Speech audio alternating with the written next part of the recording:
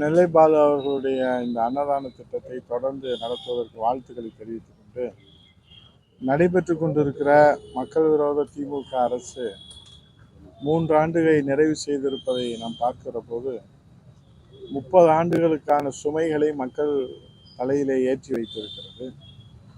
இந்த 3 ஆண்டுகளில் 30 ஆண்டு சொத்து வரியை வரலாறு காணாத அளவில் உயர்த்தியிருக்கிறது.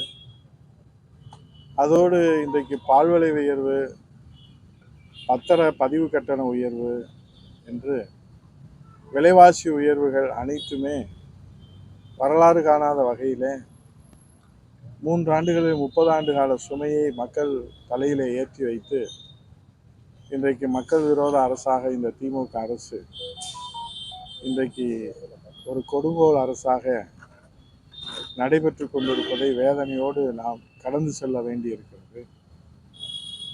இன்றைக்கு நாம் பார்க்கின்றோம், 30,000 கோடியை ஊழல் செய்து அந்த ஊழல் பணத்தை எங்கே வைப்பது என்று தெரியவில்லை.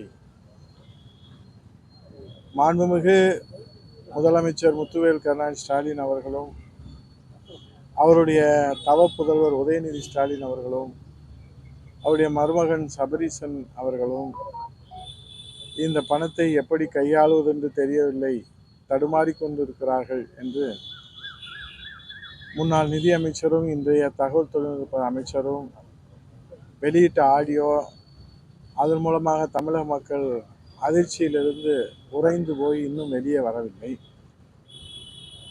அதைத் தொடர்ந்து இன்றைக்கு நாம் பார்க்கிறோம், சட்டம் ஒழுங்கு கேள்விக்குறியாக இருக்கிற மாண்புமிகு எதிர்க்கட்சி தலைவர் முன்னாள் முதலமைச்சர் புரட்சி தமிழ் ஐயா எடப்பாடி அவர்கள் சட்டமன்றத்திலும் மக்கள் மன்றத்திலும் ஆதாரத்தோடு இதை எடுத்து சொன்னாலும் கூட அது குறித்து எந்த விதமான நடவடிக்கையும் எடுப்பதற்கு இந்த அரசு முன் வருவதாக தெரியவில்லை.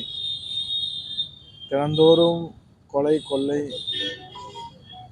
தேசிய கட்சியிலே மாவட்ட தலைவராக இருப்பவருடைய உயிருக்கே பாதுகாப்பு இல்லாத ஒரு சூழ்நிலை. எந்த நேரத்தில் யார் உயிர் பறிபோகுமோ என்ற அச்சத்தோடு மக்கள் வாழ்ந்து கொண்டிருக்கிறார்கள். இப்படி மக்கள் விரோத நடவடிக்கை, பேரிடர் காலங்களிலே மக்களை பாதுகாக்கிற நடவடிக்கை இல்லை. நீர்நிலைகள் எல்லாம் இன்றைக்கு வறண்டு போய் நீர்த்தேக்கங்களிலே 17% நீர் அளவு இருக்கிற காரணத்தினாலே மிகப்பெரிய குடிநீர் பற்றாக்குறை. அதை தடுத்து குடிநீர் பற்றாக்குறை போக்கி குடிநீர் மக்களுக்கு தடையின்றி வழங்குவதற்கு எந்த நடவடிக்கையும் இந்த அரசு எடுக்கவில்லை. அதே போன்று சட்டம் ஒழுங்கை பாதுகாப்பதற்கு இந்த அரசு அக்கறை செலுத்தவில்லை. அதே போல இந்த கோடை காலத்திலே மின் தேவை அதிகரித்து வருகிற மின் தேவையை அதை சமன் செய்கின்ற மின் உற்பத்தி இல்லை. மாண்புமிகு எதிர்க்கட்சி தலைவர் முன்னாள் முதலமைச்சர் நேற்று அது குறித்து விரிவான அறிக்கையை கொடுத்திருக்கிறார்கள்.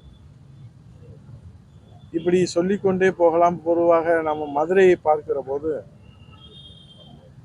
மதுரையிலே ஒரு மாஸ்டர் பிளான் திட்டத்தை செயல்படுத்துவதாக நகர் ஊரமைப்பு வரைவு முழுமை திட்டத்திலே தற்போது மாஸ்டர் பிளானிலே நீக்கப்பட்ட சர்வே எண்களில் ஏற்கனவே தொழிற்சாலைகள் இயங்கிக் கொண்டிருந்தால் அந்த தொழிற்சாலைகள் தற்போது எங்கே போகும் என்கிற கேள்வி எழுந்திருக்கிறது. ஆகவே அதை முழுமையாக ஆய்வு செய்ய வேண்டும் என்கிற கோரிக்கையும் தற்போது எழுந்திருக்கிறது.